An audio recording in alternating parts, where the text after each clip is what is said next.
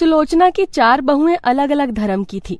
एक बहू हिंदू धर्म की रुचि, क्रिश्चियन धर्म की अलीना, मुस्लिम धर्म की हयात, पंजाबी धर्म की जसलीन, जो कि काफी अच्छी थी। सुलोचना खुद से बात करते हुए कहती है, मेरे एक भी बेटे ने मेरी बात नहीं सुनी, अपनी अपनी पसंद की बहुएं ला कर रख दी और चारों बहुएं अलग अलग धर्म की। बस मेरा छोटा वाला बेटा राहुल ही बचा है जिसकी शादी होनी है, लेकिन मैं उसकी शादी किसी दूसरे धर्म की लड़की से नहीं करवाने वाली। मैं अपनी पसंद की लड़की से ही राहुल की शादी करवाऊंगी। मेरे भी अरमान थे कि मैं अपने बेटे की शादी करवाऊं, अपनी पसंद की लड़की से करवाऊं, लेकिन मेरे एक भी बेटे ने मेरे बारे में नहीं सोचा। अब बस राहुल की शादी में ही मैं अपने अरमानों को पूरा कर सकती हूँ। सुलोचना के ज्यादा अरमान थे कि वो अपने बेटे राहुल की शादी में काफी कुछ अलग अलग करे। और वहीं राहुल एक सिख लड़की हेमा से बहुत प्यार करता है। हेमा राहुल को समझाते हुए बोलती है, राहुल तुम समझ क्यों नहीं रहे? अरे हम दोनों अलग अलग धर्म के हैं, हम दोनों एक दूसरे से प्यार तो कर सकते हैं, लेकिन शादी हमारे लिए मुश्किल हो जाएगी। तुम्हारे घर वाले नहीं मानेंगे, मेरे घर वाले नहीं मानेंगे, और हम अपने परिवार वालों को निराश करके उनके अरमानों को ठेस पहुंचाकर एक दूसरे से शादी नहीं कर सकते। हमें उनके बारे में भी तो सोचना होगा। उन्होंने आज तक हमारे लिए कितना कुछ किया है, और अब हम ही उनके बारे में नहीं सोचें, ये तो बिल्कुल अच्छा नहीं लगेगा ना। तुम बिल्कुल सही कह रही हो और तुम्हारी सारी बातों से सहमत हूँ मैं, लेकिन जब हम दोनों एक दूसरे से इतना प्यार करते हैं तो हम दोनों एक दूसरे से शादी ही करेंगे ना। देखो, अगर प्यार आसानी से मिल जाए तो भी बहुत अच्छी बात है, लेकिन अगर उसमें कठिनाई आए तो इसका मतलब ये नहीं है कि हमें अपने प्यार से ही दूर चले जाना चाहिए। मैं तुमसे इतना प्यार करता हूँ, मैं तुम्हें किसी और के साथ नहीं देख सकता। मैं तुम्हारे लिए अपने परिवार को मना लूंगा और मुझे यकीन है कि मेरे परिवार वाले भी मान जाएंगे। मैं भी तुमसे बहुत प्यार करती हूँ, मैं भी तुमसे दूर नहीं रह सकती कि तुमसे दूर रहना मेरे लिए कितना मुश्किल होगा। लेकिन मुझे ये भी लगता है कि हमें अपने परिवार वालों के बारे में भी सोचना चाहिए। आज तक तो हम अपने परिवार वालों के बारे में नहीं सोच रहे थे ना, लेकिन अब मेरे घर वाले मुझ पर दबाव डाल रहे हैं कि मेरी शादी करवाएंगे, और मैं नहीं चाहती कि मेरी वजह से तुम्हें जरा से भी ठेस पहुँचे। इसलिए अब हमें अलग हो जाना चाहिए। तुम अपने परिवार पर ध्यान दो और मैं अपने परिवार पर ध्यान दूंगी। ये तुम बहुत गलत कह रही हो। मेरे घर में मेरी सारी भाभियां अलग अलग धर्म की हैं। मैं तुम्हें विश्वास दिलाता हूँ कि मैं अपने परिवार वालों को मना लूंगा, तुम्हारे परिवार वालों को भी मना लूंगा। अगर तुम मेरे साथ छोड़ दोगी तो मैं क्या करूंगा? कम से कम मेरा साथ तो दो ताकि मैं सबको मना पाऊं। देखो, प्यार करना बहुत आसान था, लेकिन प्यार को कामयाब बनाना बहुत मुश्किल होता है, और मुश्किल से ही हमें लड़ना है। अगर तुम मेरा साथ दोगी तो हम लोग मुश्किल से आराम से लड़ लेंगे। मुझे माफ कर दो, मैं बस अपने बारे में सोचने लग गई थी। मैंने तुम्हारे बारे में सोचा ही नहीं था। मुझसे दूर जाने की बात से ही तुम इतना घबरा गए थे। मैं तुम्हारे साथ हूँ और हम दोनों अपने परिवार वालों को मनाकर हमेशा साथ ही रहेंगे। देखना, हम जल्दी सबको मना लेंगे। हेमा और राहुल अब दोनों ही अपने परिवार वालों को मनाते हैं और परिवार वालों की रजामंदी से शादी कर लेते हैं। सुलोचना की 5वीं बहू सिख आ जाती है और सुलोचना के अरमानों पर पानी भी फेर देती है। सुलोचना अपनी बहू से खुश तो थी, लेकिन सुलोचना को कहीं न कहीं बहुत सी बातें खाई जा रही थी। कुछ दिनों बाद पड़ोसन उमा सुलोचना के पास आती है और बोलती है, क्या बात है सुलोचना, आखिरकार आस पड़ोस वाले लोगों की बात सच ही निकल गई। तेरी 5वीं बहू भी अलग धर्म की ही आई। वैसे कुछ भी हो, तूने पता नहीं कितने सपने देखे होंगे अपने बेटों की शादी के लिए, लेकिन तेरे एक भी बेटे की शादी तेरे पसंद की लड़की से नहीं हुई, और बहुएं भी तो अलग अलग धर्म की आई हैं। तो खुश तो है ना अपनी बहुओं के साथ? तू यहाँ मेरी खुशी पूछने आई है या फिर अपनी पार्टी का बंदोबस्त करने के लिए आई है? मुझे अच्छे से पता है तू यहाँ क्यों आई है, इसलिए ज्यादा घुमा फिरा कर बातें मत कर। जो भी बात है सीधा सीधा बोलना। मैं तो बस ये कहने आई हूँ कि अब तो तेरे 5 बेटों की शादी हो गई है। घर में कोई दावत का तो प्रोग्राम बना। आस पड़ोस के लोग तेरे घर की दावत का इंतजार कर रहे हैं। 5 धर्म की बहू आई हैं। 5 धर्म की बहू अगर खाना बनाएंगी तो अलग अलग व्यंजन खाने को मिलेंगे। बता तो सही, दावत कब रख रही है? मुझे कुछ नहीं पता। मेरी मर्जी से इस घर में कुछ नहीं हो रहा है, इसलिए मुझसे कुछ मत पूछ। अगर तुझे दावत का प्रोग्राम जानना है तो जाकर मेरी 5 बहुओं से पूछ ले। लेकिन मुझे अपनी बहुओं से कोई शिकायत नहीं है, लेकिन मैं खुश भी नहीं हूँ। मैं करूँ भी तो क्या करूँ? मेरे बेटों ने मेरी नहीं सुनी तो मैं बहू से कैसे शिकायत करूँ? और वैसे भी दावत का तो बिल्कुल भी मन नहीं है। 4 लोग आएंगे, 4 सवाल करेंगे, इससे अच्छा तो कोई दावत ही ना हो। सुलोचना काफी उदास रहने लगी थी। ये सब उसकी 5 बहुएं काफी नोटिस कर रही थी। एक दिन सुलोचना जब अपने कमरे में अकेले बैठी होती है तो सुलोचना की 5 बहुएं उसके पास जाती हैं और रुचि अपनी सास से कहती है, माँ जी क्या बात है, हम कई दिनों से देख रहे हैं कि आप कुछ ज्यादा ही उदास लगती हैं। माँ जी कोई बात है तो हमें बताइए ना, हम आपकी बहुएं हैं, भले ही आपके बेटों की पसंद से आई हैं, लेकिन है तो हम सब आपकी बहू ना। अम्मी जान बोलिए ना, कोई परेशानी है तो, कोई मसला है तो हमें बताइए। तुसी चिंता मत करो मम्मी जी, 5 बहुएं हैं आपकी, 5 बहुओं को अपनी शिकायतें बता दो, चुटकियों में आपकी परेशानियां हल हो जाएंगी। बताइए ना मम्मी जी क्या दिक्कत है आपको। यस मॉम, हम आपके साथ हैं। अगर हमें आप बताएंगी कि आपको क्या प्रॉब्लम है तो देखना गॉड भी आपकी प्रॉब्लम को जल्दी से सॉल्व कर देंगे। बताइए ना मॉम, हम आपके साथ हैं, हम आपको कभी भी अपसेट नहीं देख सकते, पर कुछ दिनों से आप अपसेट दिख रही हैं, इसलिए हमें बिल्कुल भी अच्छा नहीं लग रहा है। अरे तुम 5 मेरी परेशानियां हो, तुम 5 अलग अलग धर्म की बहुएं हो और आस पड़ोस के लोग मुझसे दावत मांग रहे हैं। मैं कैसे दावत दे दूं?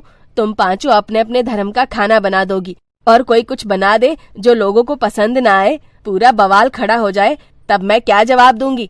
इसलिए मुझे बिल्कुल अच्छा नहीं लग रहा। तुम 5 से मुझे शिकायत नहीं है, लेकिन मैं खुश नहीं हूँ। मैं साफ साफ बता रही हूँ, मैं कहीं भी मुंह नहीं दिखा सकती क्योंकि मेरी 5 अलग अलग धर्म की बहुएं आई हैं। अपनी सास की बातें सुनकर 5 बहुएं सुलोचना के कमरे से बाहर आती हैं और सबसे छोटी देवरानी हेमा बाकी 4 से बोलती है, माँ जी बहुत परेशान है, उन्हें यही बात खाई जा रही है कि उनके 5 बेटों की शादियां हो गई और उन्होंने कोई दावत नहीं दी। लोग उनसे दावत मांग रहे हैं, उनसे पार्टी मांग रहे होंगे, लेकिन वो खुश नहीं है तो कैसे दावत दे सकती हैं? लेकिन हम उनकी बहुएं हैं और 5 बहुओं को अपनी सास को खुश करना पड़ेगा, इसलिए हम दावत करेंगे, ठीक है? 5 बहुएं मिलकर आस पड़ोस के लोगों को, नाते रिश्तेदारों को दावत के लिए बुला लेती हैं और अगले दिन जब दावत होती है तो सारी तैयारियां वो खुद ही करती हैं। 5 धर्म की बहुएं अपने अपने धर्म का बेस्ट खाना बनाती हैं जिससे लोगों को कोई परेशानी ना हो। सब लोग आ जाते हैं और दावत शुरू हो जाती है। तभी सुलोचना भी बाहर आती है और लोगों को देखती है। वो अपनी बड़ी बहू से बोलती है, ये सब क्या हो रहा है? हमारे घर में दावत हो रही है और मुझे इस बारे में किसी ने कुछ बताया क्यों नहीं? और दावत में तुम लोगों ने क्या बनाया? कोई परेशानी तो नहीं होगी ना? मुझे तो डर लग रहा है। अरे सुलोचना, तेरी 5 बहुएं अलग अलग धर्म की हैं और दावत बहुत अच्छी है। मैंने आज तक ऐसी दावत कभी नहीं खाई जैसी तेरे यहाँ खा रही हूँ। अलग अलग जगह का स्वाद, अलग अलग धर्म का स्वाद है और वो भी इतना बढ़िया, सच में दिल खुश हो गया। तू तो बहुत किस्मत वाली है। हर कोई सुलोचना की 5 बहुओं की बहुत तारीफ करता है। ये देखकर सुलोचना को भी बहुत खुशी होती है और इसी के साथ अंत में 5 धर्मों की बहुओं की दावत सफल रहती है और सुलोचना भी खुश हो जाती है। पूर्णिमा अपनी माँ की मौत के दुख में खोई हुई थी। वो घर के बाहर बैठकर रो रही थी। तभी वहाँ एक गाड़ी आकर रुक गई।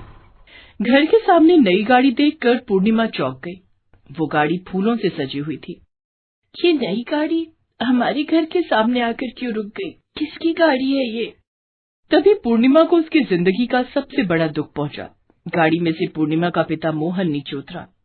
मोहन शादी के जोड़े में था और मोहन के बाद एक औरत बाहर आई। पूर्णिमा को समझने में देर नहीं लगी कि उसके पिता ने दूसरी शादी कर ली है। आओ आओ रत्ना, आज से ये घर तुम्हारा है। वाह, बड़ा सुंदर घर है आपका।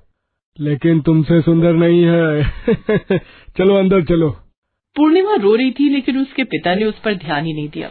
मोहन की नई बीवी रत्ना ने पूर्णिमा को देखा और कमरे के अंदर जाने के बाद उसने मोहन से पूछा, वो घर के बाहर जो लड़की खड़ी है वो कौन है?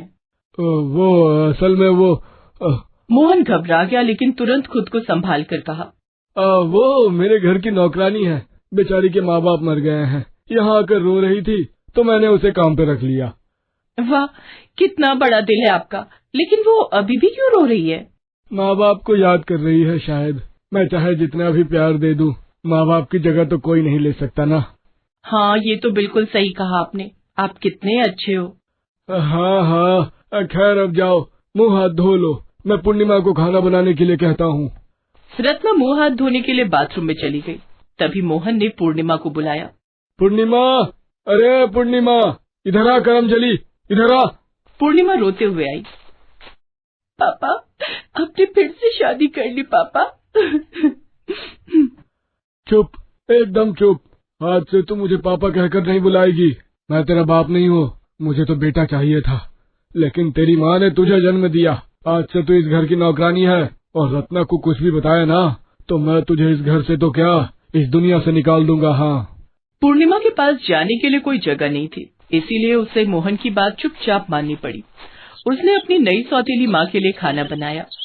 ये लीजिए मालकिन, खाना बन गया है। अरे वाह, तुमने इतनी जल्दी खाना बना लिया, गुड गर्ल। अरे रत्ना, ऐसे इतना सर पे मत चढ़ाओ, नहीं तो कुछ दिन बाद ये सर पे चढ़कर नाचेगी। हे, तू जा, अब हम खाना बनाएंगे। पूर्णिमा रसोई में ही सो गई। उसकी माँ को मरे हुए सिर्फ 1 हफ्ता हुआ था। पूर्णिमा अभी भी उस सदमे से बाहर नहीं निकल पाई थी। स्कूल जाते वक्त वो अपनी माँ को हंसती हुई देखकर गई थी, लेकिन लौटकर उसने देखा कि उसकी माँ जमीन पर लेटी हुई है और उसका शरीर सफेद चादर से ढका हुआ है।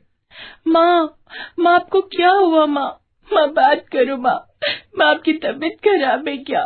कुछ तो बोलो ना माँ। माँ। पास में ही मोहन बैठा हुआ था। उसने कहा, वो बात नहीं करेगी, वो मर चुकी है। मर चुकी है मतलब? कैसे हुआ ये सब? जाते वक्त तो माँ एकदम ठीक थी। अरे मौत कब और कैसे आ जाए ये कौन बता सकता है। चल हट जा, तेरी माँ को शमशान ले जाना है। पूर्णिमा अपनी माँ को छोड़ना नहीं चाहती थी। वो अपनी माँ की लाडली बेटी थी।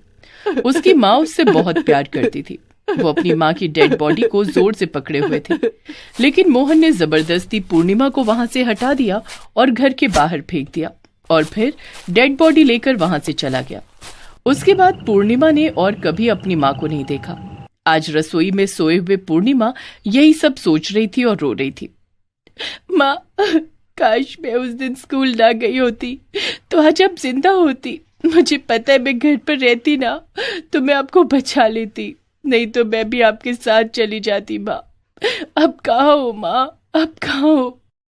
इतनी सी उम्र में माँ को खोने का दुख क्या होता है वो सिर्फ उसे ही पता होता है जिसने अपनी माँ को खोया हो। ऊपर से अब पूर्णिमा की नई सौतेली माँ आ चुकी थी।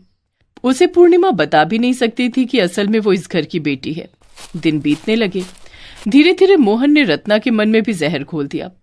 रत्ना पहले पहले तो पूर्णिमा के साथ अच्छा बर्ताव करती थी, लेकिन धीरे धीरे वो भी पूर्णिमा से दिन रात बस काम करवाने लगी। पूर्णिमा सुबह से उठकर घर का काम करती थी और फिर स्कूल जाती थी। स्कूल से लौटकर रात तक वो फिर से घर का काम करती थी। इसी तरह दिन बीत रहा था। पूर्णिमा को कम से कम स्कूल में तो थोड़ा आराम मिलता था, लेकिन मोहन को तो बस एक ही चीज से मतलब था, उसे बेटा चाहिए था। कुछ ही दिन में रत्ना गर्भवती हो गई और मोहन ने उससे कहा, सुनो रत्ना, अब से तुम केवल नहाने और बाथरूम जाने के लिए बिस्तर से उठोगी, बाकी समय बिस्तर पर ही रहोगी, समझ गई? अच्छा, और बिस्तर पर मुझे खाना लाकर कौन देगा? क्यों, पूर्णिमा है ना? वो तो स्कूल चली जाती है। हाँ तो नहीं जाएगी स्कूल, वैसे भी पढ़ के क्या ही उखाड़ लेगी। पूर्णिमा, आज से तेरा स्कूल बंद। आज से तू बस रत्ना का ख्याल रखेगी, समझ गई? पूर्णिमा को पढ़ाई लिखाई करने में मजा आता था, लेकिन वो भी उससे छीन लिया गया। वो रत्ना की सेवा करती रही। पूर्णिमा की जिंदगी बर्बाद हो गई। पूर्णिमा, मेरे लिए गर्म पानी लेकर आ। लाई मालकिन। और हाँ, मुझे भूख लगी है, मेरे लिए रोटी और बैंगन का भरता बना कर ला। लेकिन मैंने तो दाल चावल बना लिया है मालकिन, आप ही ने तो कहा था दाल चावल बनाने के लिए। हाँ, तब दाल चावल खाने का मन हो रहा था, लेकिन अभी रोटी और बैंगन का भरता खाने का मन हो रहा है। जा लेकर आ। पूर्णिमा, रत्ना जो बोल रही है वो चुपचाप कर, नहीं तो। अभी रोटी और बैंगन भरता लाती हूँ मालकिन। हाँ, लेकिन उससे पहले मुझे 1 कप चाय देकर जाना। ठीक है मालकिन, अभी लाती हूँ चाय। वो पूरा दिन रत्ना और मोहन की फरमाइश सुनती थी और रात को रसोई में सो जाती थी। कभी कभी उसे खाना भी नहीं मिलता था। वो सोए हुए बस अपनी माँ को याद करती थी। माँ, आप मुझे लेकर क्यों नहीं गई? माँ, मैं अकेली यहाँ बहुत दुखी हूँ। रत्ना को गर्भवती हुए 8 महीने हो चुके थे। मोहन बेसब्री से उसकी डिलीवरी का इंतजार कर रहा था। कुछ दिन बाद रत्ना के पेट में दर्द शुरू हुआ। लेबर पेन की वजह से उसे अस्पताल में भर्ती होना पड़ा। इधर पूर्णिमा घर संभालने लगी। एक रात पूर्णिमा सोई हुई थी, तभी उसके सपने में उसकी माँ आई। बेटी, मैं कहीं नहीं गई हूँ, मैं यही हूँ, तेरे पास, तेरे दिल में। बेटी, फिर से एक बड़ा खतरा आने वाला है, तू सतर्क रहना, तुझे होशियारी से काम लेना है। सतर्क रहना बेटी, सतर्क रहना। पूर्णिमा की नींद टूट गई। माँ मुझे सतर्क रहने के लिए क्यों कह रही थी? क्या खतरा आने वाला है? नहीं, मुझे सतर्क रहना ही होगा। अगले ही दिन अस्पताल में रत्ना ने एक लड़की को जन्म दिया और उसे लेकर घर चली आई। रत्ना बहुत खुश थी, लेकिन मोहन गुस्से से लाल हो गया था। फिर से बेटी, लगता है ये रत्ना भी लड़का नहीं पैदा कर सकती, अब इसे भी मारना पड़ेगा। मोहन ने दुकान से मिठाई खरीदी और उसमें जहरीली दवाई मिला दी, लेकिन उसे ये मिलाते हुए पूर्णिमा ने देख लिया।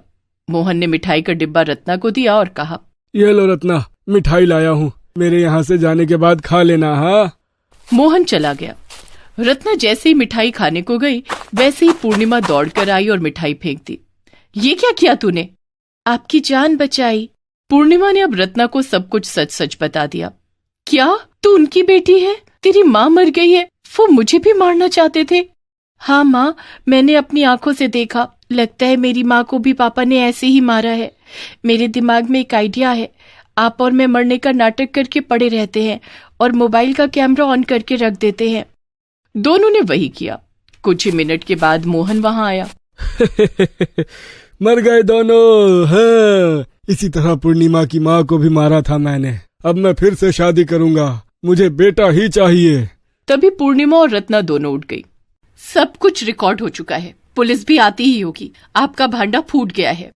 पूर्णिमा की वजह से मोहन पकड़ा गया। पुलिस ने उसे अरेस्ट कर लिया। पूर्णिमा ने रत्ना को माँ कहकर पुकारा और माँ बेटी खुशी खुशी रहने लगी।